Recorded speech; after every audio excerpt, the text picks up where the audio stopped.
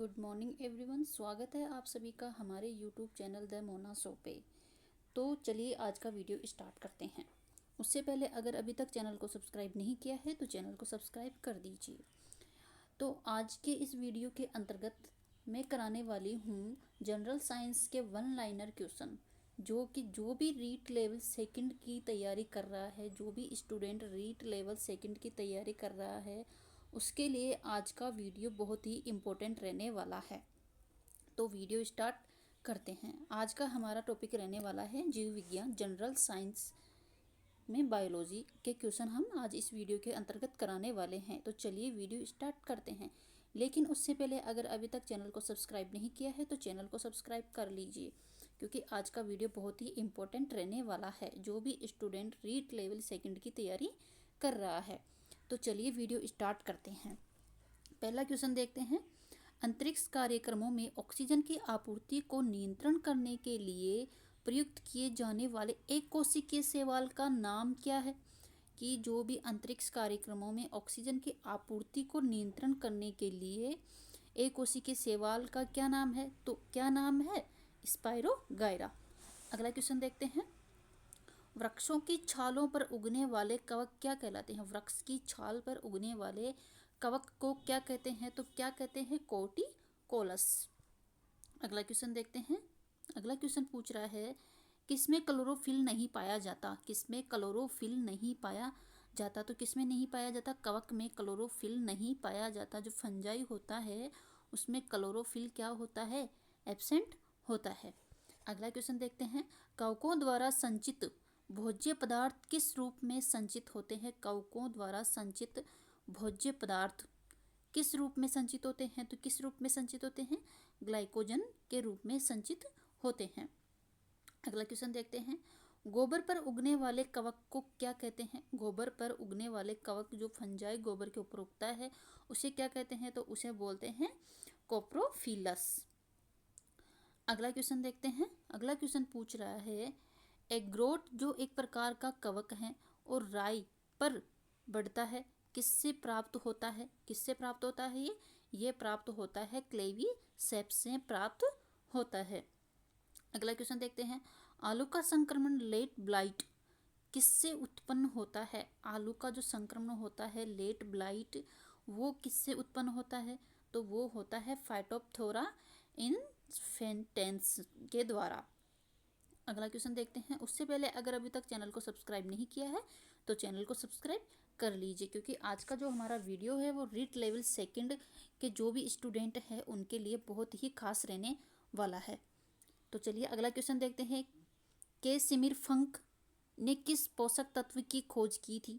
के सिमिर फंक ने जो वैज्ञानिक थे उन्होंने किसकी कौन से पोषक तत्व की खोज की थी? तो उन्होंने किसकी की थी? विटामिन की खोज की थी। अगला क्वेश्चन देखते हैं। विटामिन B12 का रासायनिक नाम क्या है? विटामिन B12 का रासायनिक नाम क्या है?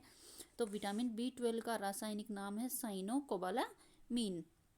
अगला क्वेश्चन देखते हैं। मानव शरीर में किस विटामिन की कमी के कारण शारीरिक वृद्धि में कमी और कॉर्निया संबंधी रोग उत्पन्न होता है? मानव में कौन सी विटामिन है जिसकी कमी के कारण शारीरिक वृद्धि में कमी होती है और कॉर्निया संबंधित रोग उत्पन्न होते हैं? तो कौन सी विटामिन की कमी से होता है? विटामिन ए की कमी से होता है। अगला क्वेश्चन देखते हैं। घाव को भरने में कौन सा विटामिन सहायक है? घाव को भरने में कौन सा विटामिन सहायक है? तो विटामिन सी घाव को भरने में सहायक है।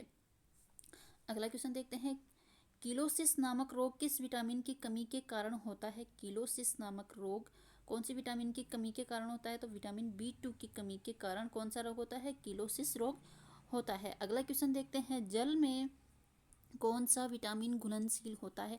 जल में कौन सा विटामिन क्या होता है? घुलनशील होता है। तो विटामिन B और विटामिन C जल में घुलनशील विटामिन होते हैं। अगला क्वेश्चन देखते हैं। पेलाग्रा नामक रोग किस विटामिन की कमी के कारण होता है? पेलाग्रा रोग कौन सी विटामिन की कमी के कारण होता है? विटामिन B3 की कमी के कारण होता है। अगला क्वेश्चन देखते हैं। रक्त का थक्का बनाने के लिए किस विटामिन की आवश्यकता होती है? रक्त का थक्का बनाने के लिए कौन से विटामिन की आवश्यकता होती है? तो विटामिन K की आवश्यकता होती है।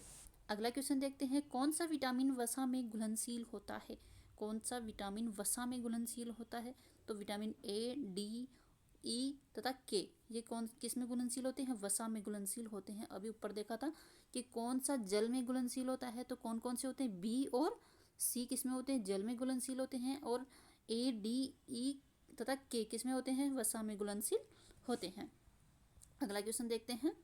अगला क्वेश्चन ये पूछ रहा है संक्रमण रोधी विटामिन किसे कहते हैं? संक्रमण रोधी विटामिन किसे कहते हैं? तो संक्रमण रोधी विटामिन विटामिन ए को संक्रमण रोधी विटामिन कहते हैं। अगला क्वेश्चन देखते हैं। अगला क्वेश्चन ये पूछ रहा है कौन सा हार्मोन बच्चे के जन्म के बाद दूध बनाने की प्रक्रिया को उत्तेजित करता है? कौन सा हार्मोन है जो बच्चे के जन्म के बाद माँ में दूध बनाने की प्रक्रिया को उत्तेजित करता है? तो कौन सा है? प्रोलैक्टिन। अगला क्वेश्चन देखते हैं हमारे शरीर में मस्तिष्क का कौन सा भाग संवेगात्मक क्रियाओं को नियंत्रण करता है? तो कौन सा भाग है? हाइपोथैलेमस। अगला क्वेश्चन देखते हैं मानव मस्तिष्क का कौन सा भाग निगरण और उल्टी का नियमन केंद्र है? तो कौन सा भाग है मस्तिष्क का? Medulla oblongata. अगला क्वेश्चन देख लेते हैं कौन सा जीव निद्रालु व्याधि के लिए उत्तरदायी है? कौन सा जीव निद्रालु व्याधि के लिए उत्तरदायी है? तो कौन सा है? ट्रिपेनोसोमा, जो किसके लिए उत्तरदायी है? निद्रालु व्याधि के लिए उत्तरदायी। अगला क्वेश्चन देखते हैं। अगला क्वेश्चन पूछ रहा है येलो फीवर किस मच्छर के काटने से होता है? येलो फीवर किस मच्छर के काटने से होता है? तो येलो फीवर होता है एडिस एजिप्टी के काटने से होता है। अगला क्वेश्चन जीका वायरस का वाहक कौन सा मच्छर है? जीका वायरस का वाहक कौन सा मच्छर है? तो कौन सा है? एडिस। जीका वायरस मानव के शरीर में किस भाग को ग्रसित करता है? तो किसको ग्रसित करता है? दिमाग को ग्रसित करता है। कौन सा वायरस? Zika virus. अधिरक्तस्राव रोग है। अधिरक्तस्राव मतलब ब्लीडिंग रोग है। ब्लीडिंग क्या है? एक आनुवांशिक विकार है। अगला क्वेश्चन देखते हैं। उससे पहले अगर अभी तक भी चैनल को सब्सक्राइब नहीं किया है तो चैनल को सब्सक्राइब कर लीजिए। अगला क्वेश्चन है वनस्पति विज्ञान की वह शाखा जिसमें शैवाल का अध्ययन किया जाता है। जिसमें शैवाल का अध्ययन किया जाता है उसको क्या बोलते हैं? फाइकोलॉजी बोलते हैं। उसको क्या बोलते हैं? फाइकोलॉजी बोलते हैं। साइटोलॉजी में किसका अध्ययन किया जाता है? साइटोलॉजी में किसका अध्ययन किया जाता है? साइटो यानी सेल और लॉजी यानी स्टडी, तो किसका अध्ययन किया जाता है? सेल का अध्ययन किया जाता है। अगला क्वेश्चन देखते हैं मछलियों से संबंधित अध्ययन क्या कहलाता है? मछलियों से संबंधित अध्ययन क्या कहलाता है? तो क्या कहलाता है?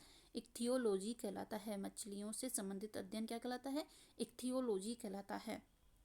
अगला क्वेश्चन देखते हैं डेंड्रोलॉजी का संबंध किससे है? डेंड्रोलॉजी का संबंध किससे है? तो झाड़ियों के अध्ययन से किसका संबंध है? डेंड्रोलॉजी का। डेंड्रोलॉजी में किसका अध्ययन किया जाता है? झाड़ियों के अध्ययन से। अगला क्वेश्चन देखते हैं चिकित्सा शास्त्र के विद्यार्थियों को किसकी शपथ दिलाई जाती है?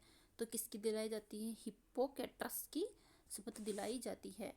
वर्गीकी अथवा वर्गीकरण विज्ञान का जनक किसे कहा जाता है? टैक्सोनॉमी का जो जनक है वो किसे कहा जाता है? तो किसे कहा जाता है?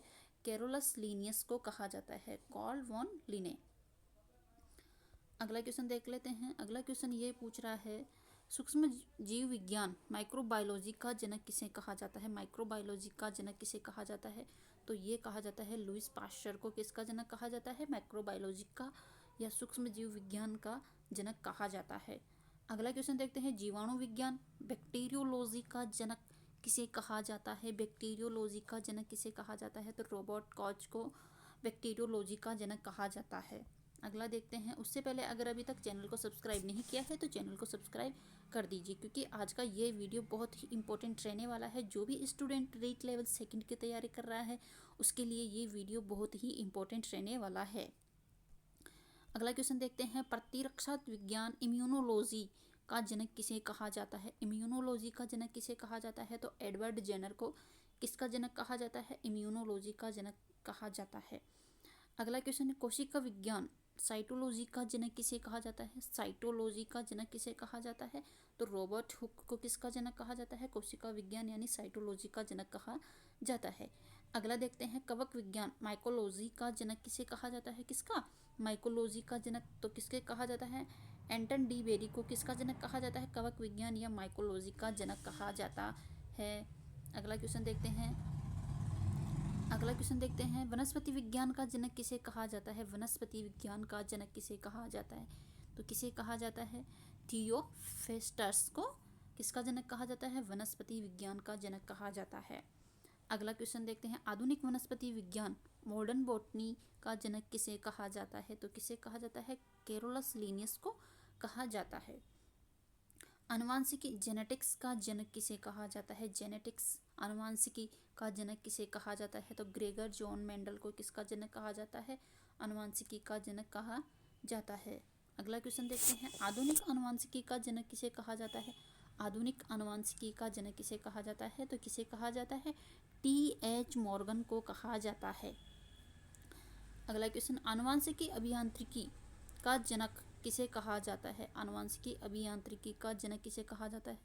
तो पोल बर्ग को किसका जनक कहा जाता है? आनुवांशिकी अभियांत्रिकी का जनक कहा जाता है। अगला क्वेश्चन देखते हैं, उससे पहले अगर अभी तक चैनल को सब्सक्राइब नहीं किया है तो चैनल को सब्सक्राइब कर दीजिए। अगला क्वेश्चन देखते हैं, शैवाल विज्ञान का जनक किसे कहा जाता है? शैवाल विज्ञान का जनक किसे कहा जाता है? तो विलियम हेनरी हार्वे को किसका जनक कहा जाता है? शैवाल विज्ञान का जनक कहा जाता है। अगला क्वेश्चन देखते हैं, भारतीय शैवाल विज्ञान का जनक किसे कहा जाता है? भारतीय शैवाल विज्ञान का जनक किसे कहा जाता है? तो ये कहा जाता है M.O.P. अयंगकर को किसका जनक? भारतीय शैवाल विज्ञान का जनक कहा जाता है। अगला क्वेश्चन देखते हैं, जीन चिकित्सा का जनक किसे कहा जाता है? जीन चिकित्सा का जनक किसे कहा जाता है? तो एंडरसन को जीन चिकित्सा का जनक कहा जाता है। अगला क्वेश्चन देख लेते हैं, रुधिर वर्ग का जनक किसे कहा जाता है? रुधिर वर्ग का जनक किसे कहा जाता है? तो कार्ल लैंडस्टीनर को किसका जनक कहा जाता है? रुधिर वर्ग का ब्लड ग्रुप का जनक कहा जाता है। जंपिंग जीन की खोज किसने की थी? जंपिंग जीन की खोज किसने की थी? तो मैकक्लिंटॉक ने किसकी खोज की थी? जंपिंग जीन की खोज की थी। अगला क्वेश्चन देखते हैं, सूक्ष्मदर्शिकी का जनक किसे कहा जाता है? सूक्ष्मदर्शिकी यानी म्यूटेशन का जनक किसे कहा जाता है? तो किसे कहा जाता है? एंटनी लेवेनहॉक को किसका जनक कहा जाता है? सूक्ष्मदर्शिकी का जनक कहा जाता है। अगला क्वेश्चन देखते हैं दोस्तों, अगला क्वेश्चन ये पूछ रहा है, भारतीय पुरावनस्पति विज्ञान का जनक किसे कहा जाता है? भारतीय पुरावनस्पति विज्ञान का जनक किसे कहा जाता है? तो जो बीरबल साहनी है उसे किसका जनक कहा जाता है? भारतीय पुरावनस्पति विज्ञान का जनक कहा जाता है। अगला क्वेश्चन देखते हैं, स्तनधारियों का अध्ययन विज्ञान की किस शाखा के अंतर्गत किया जाता है? स्तनधारियों का अध्ययन किसके अंतर्गत किया जाता है? तो मेमेलॉजी के अंतर्गत किसका अध्ययन किया जाता है? स्तनधारियों का अध्ययन किया जाता है। अगला देखते हैं क्वेश्चन, अगला क्वेश्चन ये पूछ रहा है, उभयचरों और सरीसृपों का अध्ययन विज्ञान की किस शाखा के अंतर्गत किया जाता है? उभयचरों और सरीसृपों का अध्ययन विज्ञान की किस शाखा के अंतर्गत किया जाता है? तो किस शाखा के अंतर्गत किया जाता है? हर्पेटोलॉजी के अंतर्गत किया जाता है। अगला क्वेश्चन, अंतःस्रावी तंत्रों का अध्ययन क्या कहलाता है? अंतःस्रावी तंत्रों का अध्ययन क्या कहलाता है? तो क्या कहलाता है? एंडोक्राइनोलॉजी कहलाता है। अगला क्वेश्चन, भ्रूणीय संवर्धन का अध्ययन विज्ञान की किस शाखा के अंतर्गत किया जाता है? भ्रूणीय संवर्धन का अध्ययन विज्ञान के किस शाखा के अंतर्गत किया जाता है? तो किसके अंतर्गत किया जाता है? एम्ब्रायोलॉजी के अंतर्गत भ्रूणीय संवर्धन का अध्ययन किया जाता है।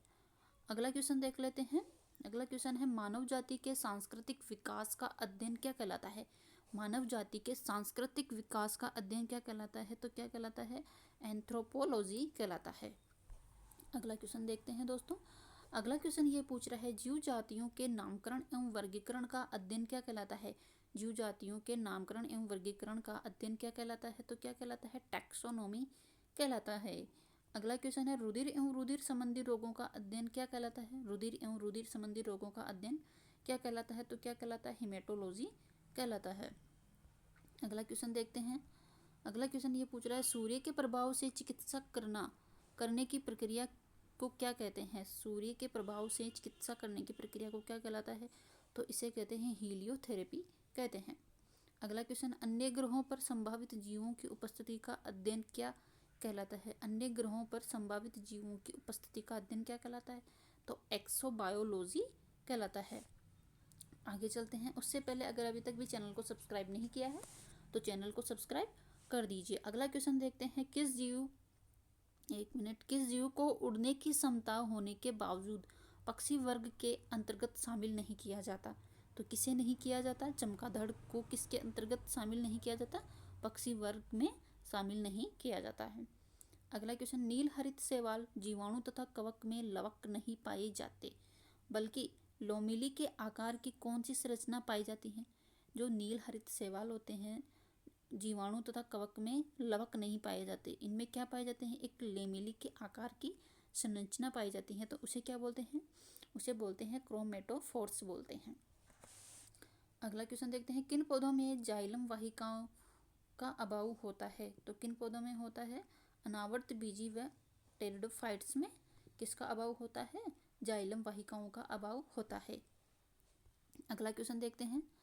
अगला क्वेश्चन ये पूछ रहा है, कौन से सार डीएनए और आरएनए दोनों में पाए जाते हैं? कौन से सार हैं जो डीएनए और आरएनए दोनों में पाए जाते हैं? तो कौन कौन से हैं? एडेनिन, ग्वानिन और साइटोसिन, जो ये तीनों किस में पाए जाते हैं? डीएनए और आरएनए दोनों में ही पाए जाते हैं। अगला देखते हैं, प्रकाश संश्लेषण के दौरान प्रकाशिकी एवं अप्रकाशित अभिक्रिया क्लोरोप्लास्ट में कहाँ संपन्न होती है? तो कहाँ संपन्न होती है? क्रमशः पहले ग्रेना में होती है और फिर स्ट्रोमा में होती है। अगला क्वेश्चन देखते हैं, मोलस्का संघ के कुछ जंतुओं में नीले या हरे रंग का रक्त किसके कारण होता है? मोलस्का संघ में कुछ जंतुओं में नीले व हरे रंग का रक्त किस कारण होता है? तो किस कारण होता है? हीमियोसियानिन्स के कारण इनका रक्त कैसा होता है? नीले या हरे रंग का होता है। अगला क्वेश्चन देखते हैं, विषाणु, जीवाणु, माइकोप्लाज्मा और ईस्ट में सबसे छोटा जीव कौन सा होता है? तो सबसे छोटा जीव कौन सा है? माइकोप्लाज्मा। अगला क्वेश्चन देखते हैं। उससे पहले अगर अभी तक चैनल को सब्सक्राइब नहीं किया है तो चैनल को सब्सक्राइब कर लीजिए। अगला क्वेश्चन है, जीवाणुओं को पौधे के रूप में माना जाता है, इसका मुख्य कारण बताइए। जीवाणुओं को पौधे के रूप में माना जाता है, इसका मुख्य कारण क्या है? क्योंकि इनमें कठोर कोशिका भित्ति पाई जाती है, इसलिए इनको किसके रूप में माना जाता है? पौधे के रूप में माना जाता है। अगला क्वेश्चन है, एक गोल जीवाणु क्या कहलाता है? एक गोल जीवाणु क्या कहलाता है? तो क्या कहलाता है? कोकस कहलाता है, कोकाई कहलाता है। अगला क्वेश्चन, वो जीवाणु जो आकार में सबसे छोटे होते हैं क्या कहलाते हैं? क्या कहलाते हैं? कोकाई कहलाते हैं, गोलाणु कहलाते हैं। जीवाणुओं की साधारण आकृति कैसी होती है? जीवाणुओं की साधारण आकृति कैसी होती है? छड़ रूपी होते हैं, मतलब बेसिलाई होते हैं। अगला क्वेश्चन देख लेते हैं। अगला क्वेश्चन ये पूछ रहा है, जीवाणुविक कोशिकाओं और नील हरित शैवालों में क्या नहीं पाया जाता? जो जीवाणुविक कोशिका और जो नील हरित शैवाल होते हैं उनमें क्या नहीं पाया जाता? तो उनमें माइटोकॉन्ड्रिया नहीं पाया जाता। माइटोकॉन्ड्रिया क्या होता है? एब्सेंट होता है। अगला क्वेश्चन, कवक, लाइकेन, जीवाणु और हरे शैवालों में से किस में वास्तविक केंद्रक उपस्थित नहीं होता? तो इनमें से किस में वास्तविक केंद्रक उपस्थित नहीं होता? तो जीवाणु होता है उसमें वास्तविक केंद्र अनुपस्थित होता है। वो जीवाणु जो सीधे ही वायुमंडलीय नाइट्रोजन को नाइट्रोजन के यौगिकों में बदलते हैं क्या कहलाते हैं? ऐसा कौन सा जीवाणु है जो वायुमंडलीय नाइट्रोजन को सीधे ही नाइट्रोजन के यौगिक में बदल देता है? तो उसे क्या बोलते हैं? उसको बोलते हैं नाइट्रोजन स्थिरीकरण जीवाणु।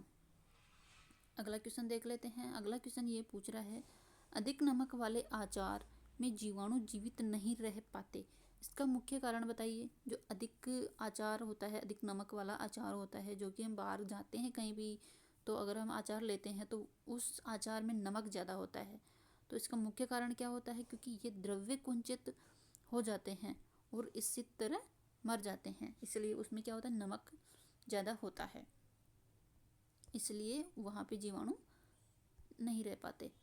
मानव की आंत में पाए जाने वाला जीवाणु कौन सा है? मानव की आंत में पाए जाने वाला जीवाणु कौन सा है? तो कौन सा है? ई कोलाई है, इसेरिया कोलाई, ई कोलाई बोलते हैं, ई कोलाई भी बोलते हैं। अगला क्वेश्चन देखते हैं, भोजन की विषाक्तता किससे उत्पन्न होती है? भोजन की विषाक्तता किससे उत्पन्न होती है? फूड पॉइजनिंग किससे होती है? तो ये होती है क्लोस्ट्रीडियम बोटुलिनम के द्वारा होती है। अगला क्वेश्चन देखते हैं, मानव हृदय का कौन सा नीले पूर्णतः ऑक्सीकृत रक्त को महाधमनी के माध्यम से संपूर्ण शरीर में भेजता है? तो कौन सा है? बायां नीले, लेफ्ट नीले। अगला क्वेश्चन देखते हैं, आयु वृद्धि के साथ जीवों में होने वाले परिवर्तनों का अध्ययन क्या कहलाता है? आयु वृद्धि के साथ जीवों में होने वाला परिवर्तन का अध्ययन क्या कहलाता है? तो क्या कहलाता है? जीरा विज्ञान कहलाता है। अगला क्वेश्चन है, अधिकांशतः कीट किसके द्वारा श्वसन करते हैं? कीट होते हैं वो किसके द्वारा श्वसन करते हैं? वातक तंत्र द्वारा, ट्रेकिया के द्वारा श्वसन करते हैं। अगला क्वेश्चन, ईस्ट और मशरूम किस प्रकार के जीव हैं? ईस्ट और मशरूम किस प्रकार के जीव हैं? यह फफूंद है, फंजाई है। कपास में पाए जाने वाला प्रमुख घटक कौन सा है? कपास में पाया जाने वाला प्रमुख घटक कौन सा है? तो कौन सा है? सेलुलोज है। अगला क्वेश्चन देखते हैं, कुनेन कुनेन जिसे सिनकोना नामक पादप की छाल से प्राप्त किया जाता है, किस बीमारी के उपचार के लिए प्रयोग किया जाता है? तो ये मलेरिया के उपचार के लिए प्रयोग किया जाता है। अगला क्वेश्चन देखते हैं, उससे पहले अगर अभी तक चैनल को सब्सक्राइब नहीं किया है तो चैनल को सब्सक्राइब कर लीजिए। अगला क्वेश्चन है, जीवन चक्र की दृष्टि से पौधे का सबसे महत्वपूर्ण अंग कौन सा है? जीवन चक्र की दृष्टि से पौधे का सबसे महत्वपूर्ण अंग कौन सा है? तो कौन सा है? पुष्प है। अगला क्वेश्चन देखते हैं दोस्तों, क्लोरोफिल के निर्माण में कौन सा तत्व महत्वपूर्ण भूमिका निभाता है? क्लोरोफिल के निर्माण में कौन सा तत्व महत्वपूर्ण भूमिका निभाता है? तो मैग्नीशियम होता है, वह महत्वपूर्ण भूमिका निभाता है। कुनेन किसका उदाहरण है? कुनेन किसका उदाहरण है? जो अनावर्त बीजी पादप होते हैं, एंजियोस्पर्मिक प्लांट जो होते हैं, उनका क्या है? उदाहरण है कुनेन। अगला क्वेश्चन देख लेते हैं। अगला क्वेश्चन ये पूछ रहा है, सेब में पाए जाने वाला लाल रंग का क्या कारण है? सेल में जो लाल रंग होता है वो किस कारण होता है? तो वो होता है एंथोसाइनिन के कारण। टमाटर में लाल रंग किसके कारण होता है? टमाटर में किसके कारण होता है? लाइकोपिन के कारण होता है। और सेब में किसके कारण होता है? एंथोसाइनिन के कारण होता है। शहतूत के फल का वैज्ञानिक नाम क्या है? शहतूत का जो फल होता है उसका वैज्ञानिक नाम क्या है? तो उसका वैज्ञानिक नाम है सोरोसिस। क्या नाम है? सोरोसिस का वैज्ञानिक नाम है किसका? शहतूत का वैज्ञानिक नाम क्या है? सोरोसिस। अगला क्वेश्चन देख लेते हैं। अगला क्वेश्चन है, नेफेंथिस खासियाना नामक पौधा मुख्यतः भारत में किस राज्य में पाया जाता है? नेफेंथिस खासियाना नामक पौधा मुख्यतः भारत के किस राज्य में पाया जाता है? तो ये कहाँ पाया जाता है? मेघालय में पाया जाता है। कहाँ पाया जाता है? मेघालय में पाया जाता है। घटपर्णी जिसके पत्ते सुराही समान होते हैं, किसके अंतर्गत आते हैं? तो किसके अंतर्गत आते हैं? ये आते हैं कीटभक्षी पादप के अंतर्गत। अगला क्वेश्चन देखते हैं। उससे पहले अगर अभी तक चैनल को सब्सक्राइब नहीं किया है तो चैनल को सब्सक्राइब कर लीजिए। अगला हमारा क्वेश्चन है, सबसे बड़ा अकशेरुकी जीव कौन सा है? सबसे बड़ा अकशेरुकी जीव कौन सा है? तो कौन सा है? कोलोसल स्क्विड सबसे बड़ा क्या है? अकशेरुकी जीव है।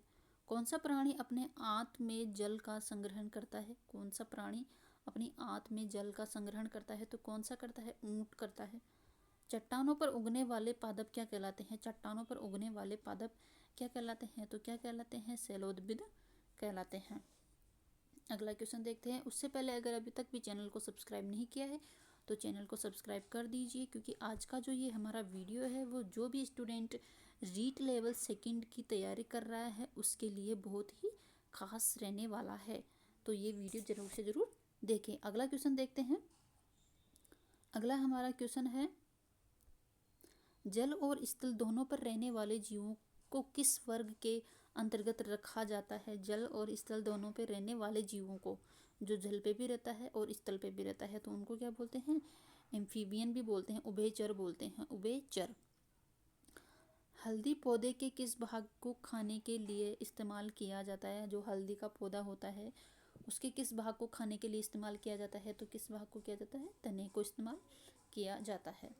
लाल मिर्च किसकी उपस्थिति के कारण तीखा होता है? जो लाल मिर्च होती है वो किसकी उपस्थिति के कारण तीखी होती है? तो किसकी उपस्थिति के कारण तीखी होती है? ये होती है कैप्सिसिन की उपस्थिति के कारण। अगला क्वेश्चन देखते हैं दोस्तों।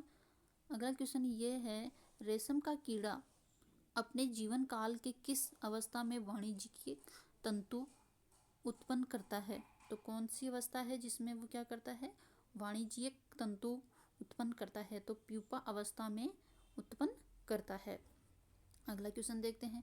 गर्म रुधिर वाले या समतापी जंतु के शरीर का तापमान कैसा होता है? गर्म रुधिर वाले या समतापी जंतु के शरीर का तापमान कैसा होता है? तो सदैव एक समान रहता है। अगला क्वेश्चन देखते हैं। उससे पहले अगर अभी तक चैनल को सब्सक्राइब नहीं किया है तो चैनल को सब्सक्राइब कर लीजिए। अगला क्वेश्चन देखते हैं। अगला क्वेश्चन है, एंटीबायोटिक्स अधिकांशतः किससे प्राप्त होते हैं? एंटीबायोटिक्स अधिकांश किससे प्राप्त होते हैं? तो जीवाणुओं से प्राप्त होते हैं। अगला क्वेश्चन देखते हैं, नाइट्रोजन स्थिरीकरण में लेग हीमोग्लोबिन का क्या कार्य है? नाइट्रोजन स्थिरीकरण में लेग हीमोग्लोबिन का क्या कार्य है? तो क्या कार्य है? ऑक्सीजन का अवशोषण करता है। अगला क्वेश्चन, चाय की पत्तियों में क्यूरिक में किसका उपयोग होता है? चाय की पत्तियों के क्यूरिक में किसका उपयोग होता है? तो किसका उपयोग होता है? जीवाणुओं का उपयोग होता है। अगला क्वेश्चन, वह कौन सा स्तनपायी जीव है जो अंडे देता है? कौन सा स्तनपायी है जो क्या करता है? अंडे देता है। तो कौन सा है? एकिडना क्या है? स्तनपायी है जो कि क्या देता है? अंडे देता है। अगला क्वेश्चन देख लेते हैं। अगला क्वेश्चन है, मानव शरीर में पाई जाने वाली सबसे छोटी कोशिका किसकी होती है? मानव शरीर में पाई जाने वाली सबसे छोटी कोशिका किसकी होती है? तो किसकी होती है? शुक्राणु कोशिका होती है, जो कि मानव शरीर की क्या होती है? सबसे छोटी कोशिका होती है। तो चलिए दोस्तों, आज के वीडियो में इतना ही। मिलते हैं नेक्स्ट वीडियो में। इसके आगे के क्वेश्चन नेक्स्ट वीडियो में कराएंगे। आज के वीडियो में इतना ही। मिलते हैं नेक्स्ट वीडियो में। अगर वीडियो पसंद आई तो लाइक एंड सब्सक्राइब जरूर करें। तब तक के लिए धन्यवाद।